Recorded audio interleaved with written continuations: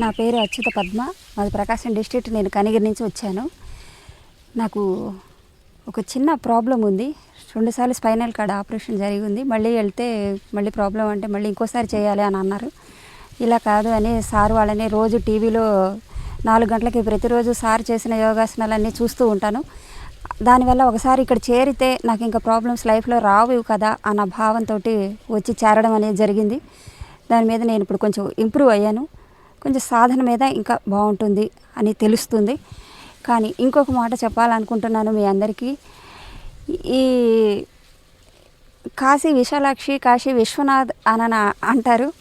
విశాలాక్షి గారు ఉన్నారు, రాజుగారు కూడా విశ్వనాథ్ గారు అని పేరు పెట్టుకుంటే ఆ పార్వతీ పరమేశ్వర్లే మనందరినీ బాగు చేయడానికి ఈ భూమి మీదకి దిగొచ్చారేమో అని నా మనసు అలా అనిపించి చెప్పాలనుకున్నాను.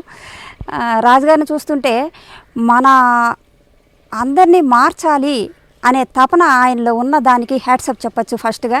తర్వాత ఆయన మనల్ని మార్చాలని మీటింగ్స్ ద్వారా, మా ఈ ఉపన్యాసాల ద్వారా, ఈ ఎక్కడెక్కడో పూర్వం జరిగిన ఈ ఉప్పు ఎలా పుట్టింది అనే దాని గురించి కూడా ఆయన బయటికి తీసి చెప్తున్నారు. అంటే మరి ఆ పార్వతీ పరమేశ్వర్లు కాశీ నుంచి విజయవాడ వరకు కనకదుర్గమ్మ దగ్గరికి వచ్చి చేస్తున్నారేమో అలా అనిపించింది. ఆయన బాడీని కడగడానికి ఉపన్యాసాలు ఇస్తే మనసులో మనయాలను కడగటానికి విశాలాక్షి గారు మీటింగ్ చెప్తున్నారు.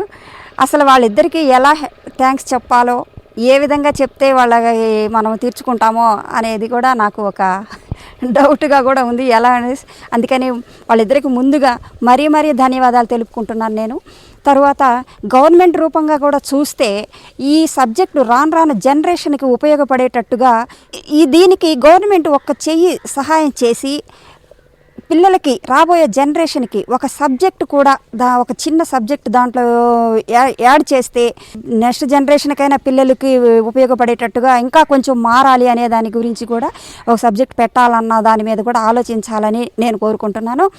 తర్వాత ఈ పిల్లలు, చిన్న పిల్లలకి కూడా ఎలా ఆహారము అనేది కూడా దాని గురించి చెప్తున్నారు.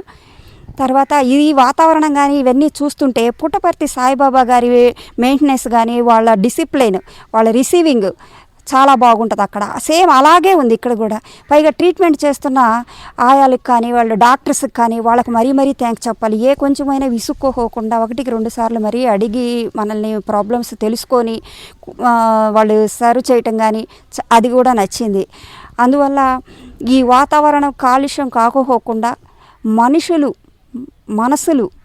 కాలుష్యం కాకపోకుండా ఉండాలి అని అంటే నెక్స్ట్ జనరేషన్కి ఉపయోగపడేలాగా ఒక సబ్జెక్టుని ఒక చిన్నదైనా సరే యాడ్ చేయాలి పుస్తకాలలో అనేది మాత్రం నేను గవర్నమెంట్ ద్వారా కానీ, గంగరాజు గారిని కానీ, రాజు గారిని కానీ కూడా ఒక చిన్న కోరిక ఉంది నాకు. అది ఈ రూపంలో మీకు తెలియచేస్తున్నాను. దీనికి వీళ్ళందరూ ఇంత హెల్ప్ చేస్తుంటే మా గోల్డ్ వారు మేమున్నాము అని అంటూ వాళ్ళకి ఇంకా కొంచెం మేము కూడా మీకు చేస్తాము అని అంటూ ముందుకు వచ్చి మా గోల్డ్ సహకరిస్తున్నారు. వారికైతే ప్రత్యేక ధన్యవాదాలు తెలుపుతున్నాను. తర్వాత ఈ విశాలాక్షి గారికి లేడీస్ అంటే ఈగో ప్రాబ్లమ్స్ ఇంకోటి ఏవో ఉంటాయి.